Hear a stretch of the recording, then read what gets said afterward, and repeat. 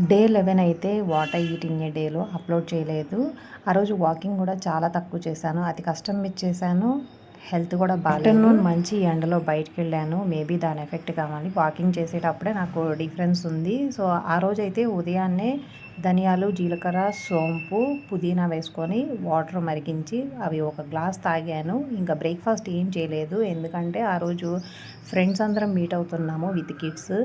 ఇంకా ఇంతమందికి లంచ్ చేయడం కూడా కష్టము. వాళ్ళకి సరదాగా ఉండిద్ది. బట్ రెస్టారెంట్‌కి వెళ్తే అయితే వీళ్ళతోటి మేనేజ్ చేయలేమని ఇంట్లోనే పార్సెల్ తెచ్చుకున్నాము. ఆ పార్సెల్ తెచ్చుకోవడానికి మంచి ఎండలో వెళ్ళడం ఎఫెక్ట్ కొట్టింది బాగా. ఇలాంటప్పుడు అన్‌అవాయిడబుల్ సిట్యుయేషన్స్ కంపల్సరీ తినాలి. నేను ఇది తినను, అది తినను అంటే కాదు కదా! ఫ్రైడ్ రైస్ అని, చికెన్ మెజెస్టిక్ ఇలాంటివన్నీ తినేటప్పటికి ఇంక నైట్ ఏం తినలేదు. ఇది డే 12 అయితే వెయిట్ లాస్. డే 11 ఈవినింగ్ నుండి హెల్త్ బాలేదు కదా! సో ఇప్పుడు మార్నింగ్ కూడా బ్రేక్ఫాస్ట్ ఏం తీసుకోలేదు. ఆఫ్టర్నూన్ మాత్రం ముద్దపప్పు, కారపొడితో కొంచెం రైస్ తీసుకున్నాను నెయ్యి వేసుకొని. ఇక ఈవినింగ్‌కి కొద్దిగా కర్డ్ రైసు, నైట్‌కి ఫ్రూట్స్ తిన్నాను. ఇంకేం తినలేదు. డే 12 73.20 వెయిట్ లాస్ అనేది హెల్తీగానా, అన్‌హెల్తీగానా? ఆల్రెడీ హెల్త్ బాలేదు కదా! దానివల్ల ఎఫెక్ట్ అయిందో అండ్ ఫుడ్ కూడా తీసుకోలేదు కదా! దానికో నెక్స్ట్ డే అయితే తెలిసిద్ది.